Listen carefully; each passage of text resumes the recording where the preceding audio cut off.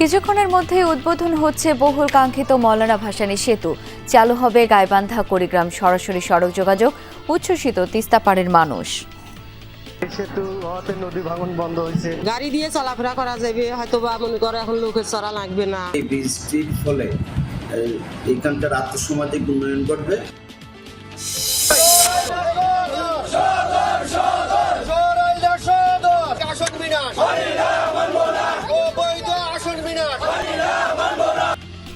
ব্রাহ্মণবাড়িয়ার বিজয়নগরে নির্বাচনী আসন পুনর্বিন্যাস নিয়ে ক্ষোভ প্রতিবাদে ঢাকা সিলেট মহাসড়কে অবরোধ, যান চলাচল বন্ধ। কক্সবাজারের রুখিয়ায় এনজিও পরিচালিত স্কুল থেকে চাকরিচ্যুত শিক্ষকদের বিক্ষোভ, লাঠিচার্জ ও আটকের অভিযোগ আন্দোলনকারীদের। কয়েক মাস ধরে বিভিন্ন উপজেলার কমিউনিটি ক্লিনিকে মিলছে না বিনামূল্যের ওষুধ, ভোগান্তিতে প্রান্তিক মানুষ। নানা সংকটে জর্জরিত নাটোর সদর হাসপাতাল।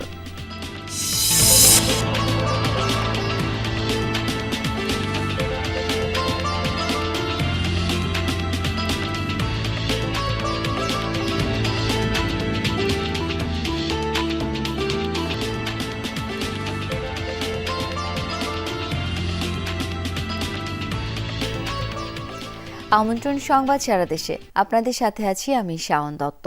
এতক্ষণ শিরোনাম দেখছিলেন, এবার বিস্তারিত।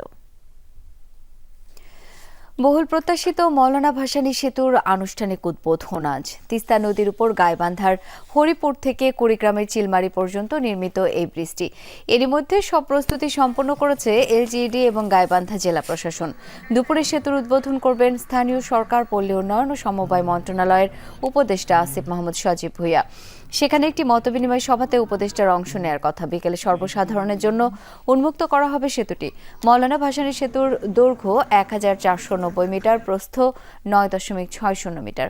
দুটি লেনে চলাচল করতে পারবে যানবাহন। প্রকল্পে ব্যয় হয়েছে 925 কোটি টাকা। দীর্ঘদিনের স্বপ্ন পূরণ হওয়ায় উচ্ছ্বাসে ভাসছেন কুড়িগ্রাম ও গাইবান্ধার মানুষ।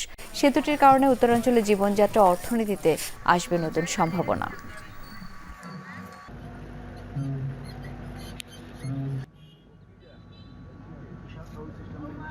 এই সেতু হওয়াতে নদী ভাঙন বন্ধ হয়েছে, বা অনেক আশা ছিল আর যেন নদী এদিকে না আগে, এর জন্য আমরা অনেক খুশি এই এলাকার লোক। আগে চেয়ে এখন ভালো লাগছে, গাড়ি দিয়ে চলাফেরা করা যাবে, হয়তো বা মনে করে এখন লোকের চড়া লাগবে না। বীজ হবার সময় স্থানীয় কর্মসংস্থানের সুযোগ সৃষ্টি যেমন হয়েছে, আশা করি ভবিষ্যতে এই বৃষ্টির ফলে এইখানকার আত্মসামাজিক উন্নয়ন ঘটবে এবং কর্মসংস্থানের ব্যাপক প্রসার ঘটবে। ব্রাহ্মণবাড়িয়ার বিজয়নগরের নির্বাচনী আসন সীমানা পুনর্বিন্যাস প্রস্তাবের প্রতিবাদে ঢাকা সিলেট মহাসড়ক অবরোধ করে বিক্ষোভ করছে স্থানীয়রা। বন্ধ রয়েছে যান চলাচল। সকালে বিজয়নগরের চান্দুর এলাকায় মহাসড়কে অবস্থান নেয় স্থানীয়রা। এ সময় বিক্ষোভকারীরা বলেন, হরসপুর, চান্দুরা ও বুধন্তি ইউনিয়ন আগে ব্রাহ্মণবাড়িয়া 3 আসনের অন্তর্ভুক্ত ছিল, কিন্তু নির্বাচন কমিশনের প্রস্তাবে 3 ইউনিয়নকে ব্রাহ্মণবাড়িয়া 2 আসনের সাথে যুক্ত করা হয়েছে। এই প্রস্তাবকে জনবিরোধী উল্লেখ করে ইউনিয়নগুলোকে 3 নম্বর আসনেই রাখার দাবি জানান তারা। মহাসড়কের অবরোধের কারণে যানজটে ভোগান্তি পোহাতে হচ্ছে যাত্রীদের। কক্সবাজারের রুখিয়ায় চাকরিচ্যুত শিক্ষকদের বিক্ষোভ সমাবেশ থেকে বৈষম্য বিরোধী আন্দোলনের সাবেক সমন্বয়ক সহ 10 জনকে আটক করেছে পুলিশ। সকালে উখিয়া সদরের ফলিয়াপাড়ায় এই ঘটনা হয়। আন্দোলনকারীরা অভিযোগ করেন, বিভিন্ন এনজিও পরিচালিত স্কুল থেকে চাকরিচ্যুত শিক্ষকরা পূর্ব নির্ধারিত কর্মসূচি অনুযায়ী সড়কের একপাশে শান্তিপূর্ণভাবে বিক্ষোভ করছিলেন। এ সময় রাস্তায় যানজট সৃষ্টি হয়ে এনজিও কর্মীদের গাড়ি আটকা পড়ে। খবর পেয়ে পুলিশ সেখানে গিয়ে লাঠিচার্জ করে আন্দোলনরতদের উপর। এতে বেশ কয়েকজন আহত হয়। হাসপাতালে নেওয়া হলে তাদের দেখতে যায় বৈষম্য বিরোধী আন্দোলনের সাবেক সমন্বয়ক জিনিয়া শারমিন। সেখান থেকে জিনিয়া সহ অন্তত 10 জনকে আটক করে পুলিশ।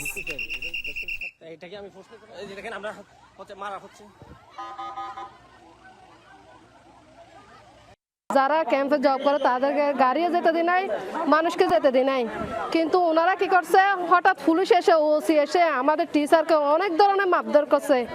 একজন টিচারকে উনি ফেলে এভাবে হয়রানি করছে, এগুলো বলার মতো না। এটা আমাদের স্থায়ীদের ন্যায্য দাবি, যেখানে কিন্তু আমরা বারবার করে আমরা প্রশাসনকে বলতেছিলাম, আমরা ইউনো মহোদয়কে বলতেছিলাম, ডিসি স্যারকে বলছিলাম এই বিষয়টা নিয়ে একটা সমঝোতায় বসার জন্য। আমরা এদের মুক্তি দাবি অবশ্যই করব। কোনো কারণ ছাড়া এদেরকে ধরে নেওয়ার কোনো ওসি সাহেবের কোনো কি হয় না, প্রশ্নই ওঠে না। সে কি জন আমাদের এই টিচারকে ধরে নিয়ে গেছে, সেটা আমরা কি করতে চাই, এই দাবিতে আমাদের থাকবে।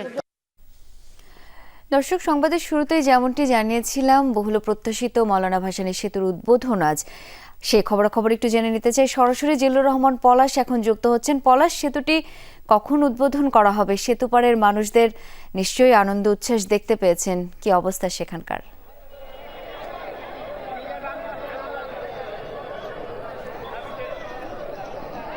আসলে এখন পর্যন্ত কিন্তু প্রচুর উৎসাহ উদ্দীপনা এবং নদীর যে দুই তীরবর্তী এলাকার যারা মানুষ রয়েছে তারা কিন্তু এই সেতুস্থলে এসেছেন। একই সঙ্গে আনুষ্ঠানিকভাবে ঘোষণা করা হবে। ইতিমধ্যে স্থানীয় সরকার উপদেষ্টা ঘোষণা করা হবে। ইতিমধ্যে স্থানীয় সরকার উপদেষ্টা যিনি রয়েছেন আসিফ, তিনি কিন্তু গাইবান্ধার সুন্দরগঞ্জ উপজেলা পরিষদে এসে পৌঁছেছেন এবং এলজিডি যে প্রধান নির্বাহী কর্মকর্তা তিনিও গাইবান্ধা এসে পৌঁছেছেন। হয়তোবা মধ্যে এই সেতুস্থলে পৌঁছে সেতুটির আনুষ্ঠানিক উদ্বোধন করবে এবং এরপরে আসলে এই সেতু অসংখ্য মানুষ, বিভিন্ন পেশার মানুষ আসলে তারা উঠে গেছে এবং এই ব্রিজ দিয়া ঘুরছেন, বেড়াচ্ছেন এবং ব্রিজটি দেখছেন। অনেকেই দাঁড়িয়ে কিন্তু এই ব্রিজের সৌন্দর্য উপভোগ এবং নদীর যে সৌন্দর্য রয়েছে সেটি কিন্তু তারা উপভোগ করছেন। আসলে সব মিলে বলা চলে যে দীর্ঘ প্রত্যাশিত সেই সেতুটির মানুষের যে একটি বাঁধ ভাঙ্গা জোয়ার, মানুষ যে আসলে অধীর আগ্রহ উদ্দীপনার মধ্যে রয়েছে সেতুটির মানুষের যে একটি বাঁধ ভাঙ্গা জোয়ার, মানুষ যে আসলে অধীর আগ্রহ উদ্দীপনার মধ্যে রয়েছে, সেতুটি যোগাযোগের পথ উন্মোচন করবে সেটি আসলে দেখার জন্য তারা কিন্তু একেবারে আগ্রহ নিয়ে এসেছেন। এবং আপনারা দেখতে পাচ্ছেন যে অনেকে নৌকায় ঘুরছেন, নদীতে ঘুরছেন।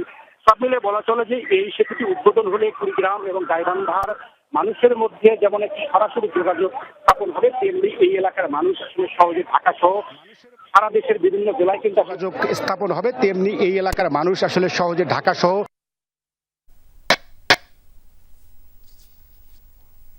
যাতায়াত করতে পারবে।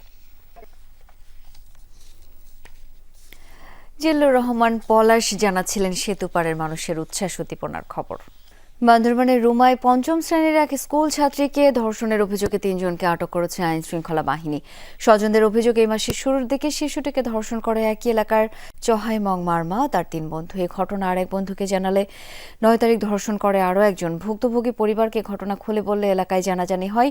অভিযোগ এই নিয়ে মঙ্গলবার সালিশ ডেকে অভিযুক্তদের 50,000 টাকা জরিমানার বিনিময়ে ছেড়ে দেওয়া হয়। স্থানীয় মেম্বার, হেডম্যান ও পাড়া প্রধান মিলে এই বিচার সালিশ করেন। বিষয়টি জানার পর অভিযান চালিয়ে অভিযুক্ত 3 জনকে আটক করে আইন শৃঙ্খলা বাহিনী।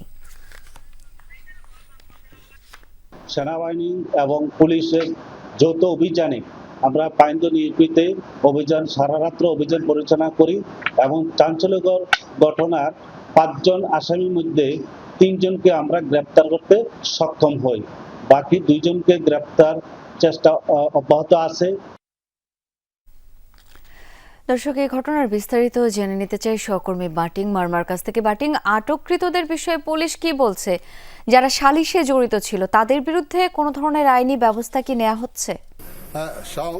যে রুমায় যে চাঞ্চল্যকর ধর্ষণের ঘটনায় এটি আসলে সামাজিক মাধ্যমে গতকালই আপনার প্রচার হওয়ার পরে এই বান্দর পুলিশ সুপারের নির্দেশে রোয়াংছড়ি থানার ওসি এবং সেনাবাহিনীর যৌথ অভিযানে 3 জনকে আটক করতে সক্ষম হয়েছে এবং এই আটক করার পরে তাদেরকে কিন্তু এখন এই আপনার থানায়, এই যে রুমা থানা হেফাজতেই আছেন এবং তারা এটা মামলাও হয়ে গেছে অলরেডি এবং এটি বাকি যে 2 জন আছে, বাকি 2 জনকে ধরার জন্য অভিযান এখনও চলতেছে, সেই যৌথ বাহিনীর অভিযান চলতেছে। তবে ঘটনা বিস্তারিত যদি বলি, আপনার এইটি কিন্তু ওই মেয়েটি তার গ্রামের বাড়ির থেকে রুমা পাইন্দু পাড়ায়, পাইন্দু হেডম্যান পাড়ায় যে একটা স্কুলে সে লেখাপড়া করে এবং ওখানে একটি ঘরে সে লেখাপড়া করার জন্য এক বয়স্ক লোকের তত্ত্বাবধানে সে ওখানেই থাকে এবং রাতের বেলায় 4 জন যুবক প্রথমে গত 8 তারিখে 4 জন যুবক তাকে ভয় ভীতি দেখিয়ে ধর্ষণ করে এবং পরের দিন 9 তারিখ আরও একজন যে ওরা এসে ধর্ষণ করে। এই পরবর্তীতে মেয়েটি কিন্তু তার মা বাবাকে জানানোর পরে এই ঘটনা জানাজানি হয়। ঘটনা জানাজানি হওয়ার পরে পুলিশ অভিযান চালিয়ে গতকাল যে 3 জনকে আটক করে তারা হচ্ছে ওহেন সিং মারমা, কিয়লা ওং মারমা এবং কিয়থা ওং মারমা। এদের বয়স কিন্তু এই 3 জনের বয়স কিন্তু 16 বছরের নিচে এবং বাকি 2 জন কিন্তু 20 বছরের কাছাকাছি। এই জন্য তাদেরকে ধরার অভিযান চলছে। ধন্যবাদ আপনাকে। আবারও পেছালো রাজশাহী বিশ্ববিদ্যালয় ছাত্র সংসদ নির্বাচনের মনোনয়নপত্র বিতরণ কার্যক্রম। আজ থেকে শুরু হবার কথা থাকলেও অনিবার্য কারণ দেখিয়ে সেই কার্যক্রম বন্ধ রাখা হয়েছে। পরবর্তী নির্দেশনা নোটিশের মাধ্যমে অবহিত করা হবে জানিয়েছেন প্রধান নির্বাচন কমিশনার। এর আগে 17 আগস্ট থেকে মনোনয়নপত্র বিতরণের কথা থাকলেও জনবল সংকট সহ প্রস্তুতি ঘাটতির কারণে তা পেছানো হয়। ঘোষিত তফসিল অনুযায়ী আগামী 15 সেপ্টেম্বর রাকসু নির্বাচনের ভোট গ্রহণের কথা রয়েছে। গেল কয়েক মাস ধরে দেশের বিভিন্ন উপজেলার কমিউনিটি ক্লিনিকে ওষুধ সংকট, ফলে ভোগান্তি পোহাচ্ছেন প্রান্তিক রোগীরা। এ নিয়ে বেশ কয়েকটি প্রতিবেদনও প্রচার করেছে যমুনা টেলিভিশন। সংশ্লিষ্ট কর্মকর্তারা সমস্যা সমাধানের আশ্বাসও দিয়েছেন, তবে কিছু এলাকার ক্লিনিক এখনও ওষুধ শূন্য। ভোগান্তিতে ভোলার বোরহান উদ্দিনের সেবাগ্রহীতারাও। কমিউনিটি ক্লিনিক প্রত্যন্ত অঞ্চলে হতদরিদ্রদের চিকিৎসার ভরসাস্থল। হাতের কাছে চিকিৎসক, বিনামূল্যের ওষুধ এবং সেবা পাওয়ার নিশ্চয়তা। তাই তো ছোটখাটো দুর্ঘটনা বা অসুস্থতায় প্রথমেই ছুটতে হয় কমিউনিটি ক্লিনিকে। তবে সাম্প্রতিক সময়ে বেশ ভাবনায় ফেলেছে প্রতিষ্ঠানটি। ওষুধ সাপ্লাই বন্ধ থাকায় চরমভাবে ব্যাহত হচ্ছে সেবা কার্যক্রম। এই যেমন সীমান্ত জেলা পঞ্চগড়ের কমিউনিটি ক্লিনিকগুলোতে 8 মাসের বেশি সময়ে বন্ধ ওষুধ সাপ্লাই। মেহেরপুরের সংকট ছিল 6 মাস। খুলনায় ওষুধ যায়নি গত জুলাই থেকে। এবার দেখা যাক ভোলার বোরহানউদ্দিন উপজেলার কমিউনিটি ক্লিনিকগুলোর চিত্র। ওষুধ না পেয়ে ক্ষুব্ধ সেখানকার সেবাগ্রহীতারা।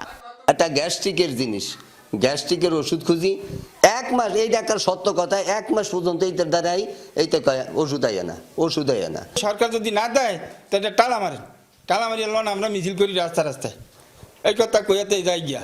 উপজেলার 9 ইউনিয়নে 29টি কমিউনিটি ক্লিনিক। প্রতিটি ক্লিনিকে প্রতিদিন সেবা নেন শতাধিক রোগী। সরকারিভাবে 27 ধরনের ওষুধ পাওয়ার কথা রোগীদের, অথচ 12টি ক্লিনিকই ওষুধ শূন্য। বাকিগুলোতে মিলছে মাত্র 5-6 ধরনের ওষুধ। অ্যালার্জি বেশি সমস্যা, তাই আবার একটু মাথা বেশি ওষুধ আইলি কয় নাই, আইলে নিয়ে। আজকে 3 দিন ধরে আসতেছি এই জায়গায়, জ্বর ঠান্ডা, ওষুধের লিগে পাইতেছি না। সেবাদাতারা বলছেন 1 সপ্তাহের মধ্যে ওষুধ না এলে সংকট আরও তীব্র হবে।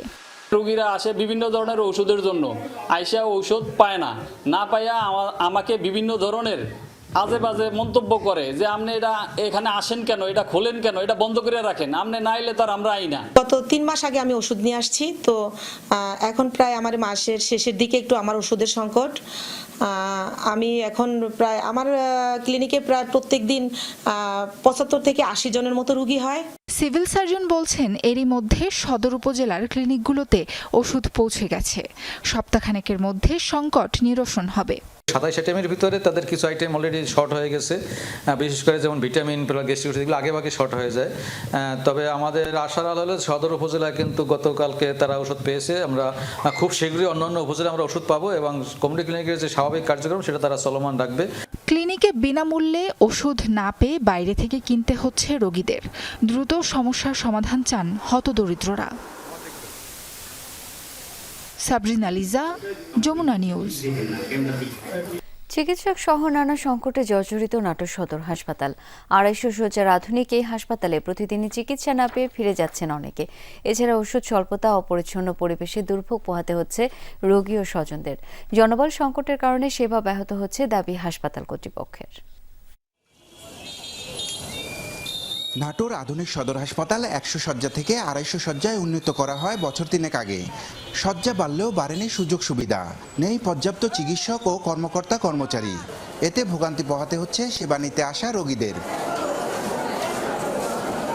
আমার বাড়ি অনেক দূরে, আমি সকালবেলা আছি, এত বসতে তো টিকিট কাটলাম, টিকিট পাই, এখন ওষুধ লেগেছে স্কোয়াড, আমি তো আর 3টা ওষুধ আমি কিনতে পারবো না, তো আর নাই কিনলেন গা। নার্সের কাছে যদি কোনো কিছু বলা হয় যে রোগীর স্যালাইন চলাকালীন স্যালাইনটা বন্ধ করেন, সেই জিনিসটাও তারা করতে যায় না। ডাক্তার যদি বেশি থাকে তাহলে আরও লোকজনের সুবিধা হবে, চিকিৎসাটা ভালো হবে, আরও মেডিকেলে পরিষ্কার করলে আরও জিনিসগুলো ভালো থাকবে।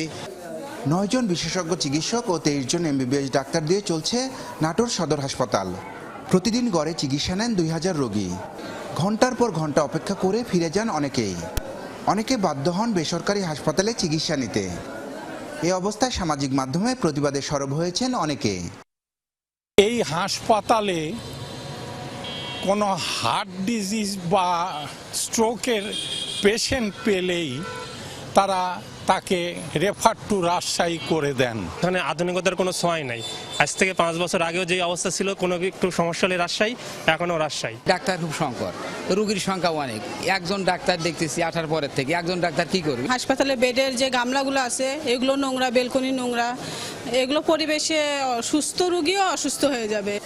সেপ্টেম্বরে নতুন 25 জন ডাক্তার ও 18 জন নার্স সহ পরিচ্ছন্নতা কর্মী যোগ দেওয়ার কথা রয়েছে। এতে হাসপাতালের সংকট দূর হবে বলে আশা সংশ্লিষ্টদের।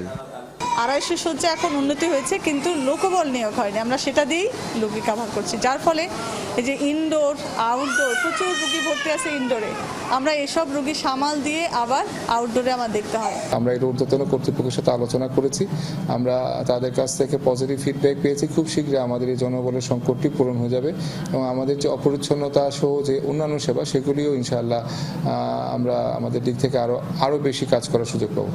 চিকিৎসক ও জনবল সংকটের পাশাপাশি হাসপাতালের নোংরা পরিবেশ ভোগান্তি বাড়িয়েছে কয়েক গুণ। তার উপর রয়েছে ওষুধ স্বল্পতা। এতে স্বাস্থ্যসেবা থেকে বঞ্চিতই থেকে যাচ্ছে প্রান্তিক জনগোষ্ঠী। নাজমুল হাসান, যমুনা নিউজ, নাটোর। এই ছিল সংবাদ সারা দেশের এখনকার আয়োজনে। এতক্ষণ সাথে থাকার জন্য ধন্যবাদ সবাইকে।